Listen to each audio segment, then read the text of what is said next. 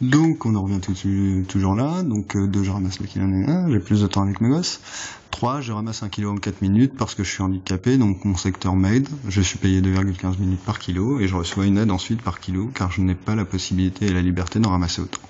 C'est-à-dire que le temps que je passe en plus, bah on va me le rembourser, du coup je travaille moins à la fin. On va m'offrir des heures de travail parce que mes collègues sont pas des capitalistes.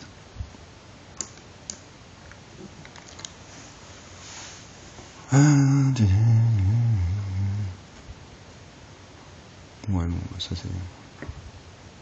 En plus, oui, voilà, il y a une autre sécurité, c'est que vu que vous êtes en CDI multiposte, et que vous avez réservé plusieurs postes dans différents secteurs, bah, tout va se croiser. C'est-à-dire que c'est pas les mêmes qui vont travailler tout le temps dans 2 secteurs à Paris.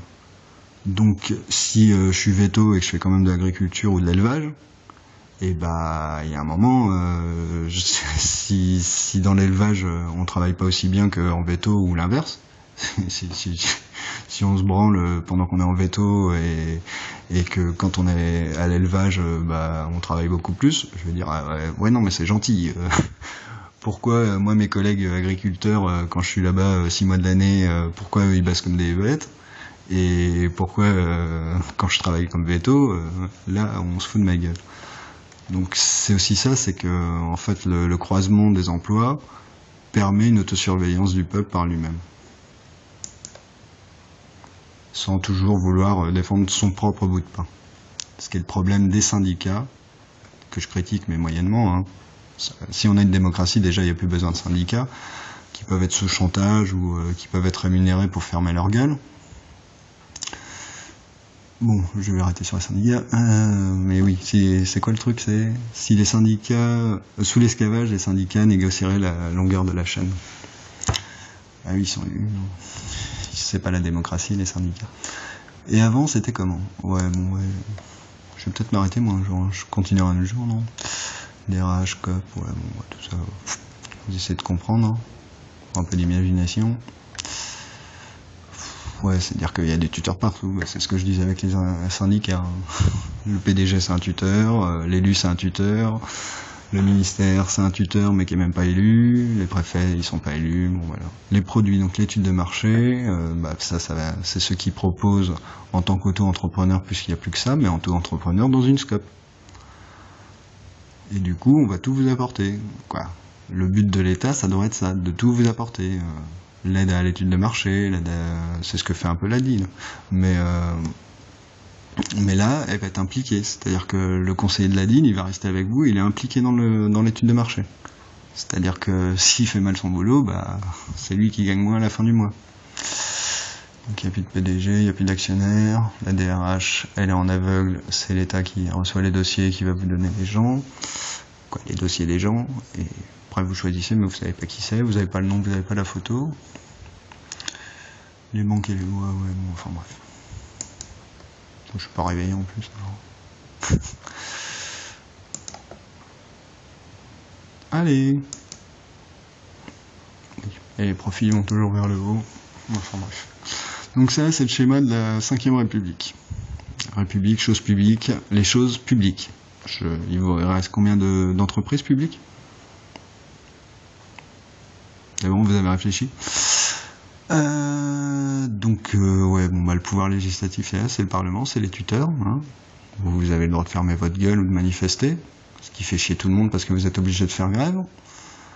Dans les transports, tout ça, ça fait bien chier tout le monde. Hein. Merci, l'absence de démocratie. Et puis après, quand il y a des débordements dans les manifs, faut pas venir se plaindre, hein. Il suffit de faire voter les gens. Donc l'Assemblée nationale et le Sénat, c'est le Parlement. Le gouvernement qui n'est pas élu, jamais, comme les préfets. Le président de la République qui est élu mais qui a tout pouvoir. Après, quand certains parlent de monarchie républicaine, tout le monde peut comprendre. Hein. Je cite, ça y est, j'ai oublié son nom. Merde, comment ça va bien? Bon, tant pis. Donc il y a le Conseil constitutionnel. C'est pas, bon, je vais pas trop dire, voilà. Hein. Conseil d'État, bon, bref. Mais c'est pas vrai, il veut pas continuer. Allô? Ah. Donc là, je crois qu'on voit le pouvoir. Non, je sais plus ce que c'est. Tuteur. Parce que les Français sont sous tutorat, ils aiment bien ça. Oui, les chefs, il est bien. Ah, puis il est mieux que le chef. Hein. Il y a les chefs. Ah, puis t'as vu le chef de... Ah, ta gueule.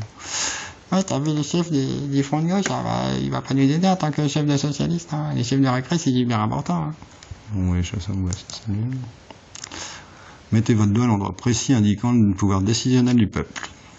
Donc, le pouvoir financier, il est où? Le pouvoir de décision des investissements et de l'innovation. Alors, il n'y a pas banque sur le schéma. Le pouvoir médiatique.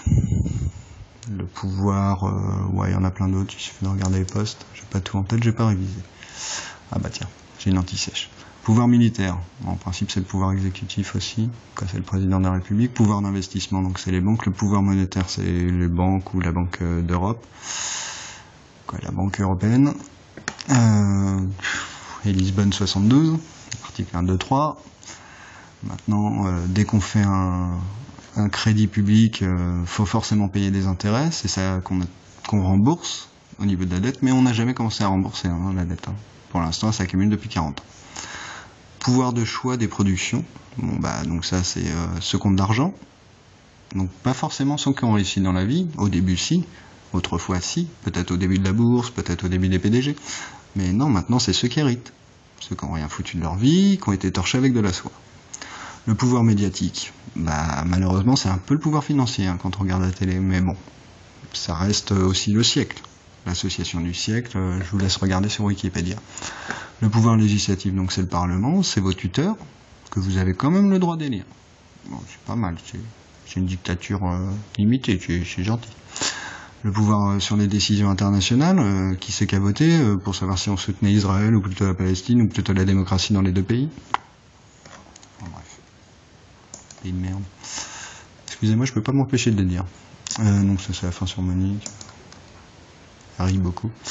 Bon, maintenant Monique, vous avez repéré sortie d'image les cartons suivants. Représentant de l'ONU, représentant de l'OMC, membre du siècle, MEDEF, représentant du FMI, ambassadeur. Qui c'est qui est élu démocratiquement? Les préfets de police. Qui c'est qui est élu démocratiquement? Bon, c'est une petite dédicace. Oui.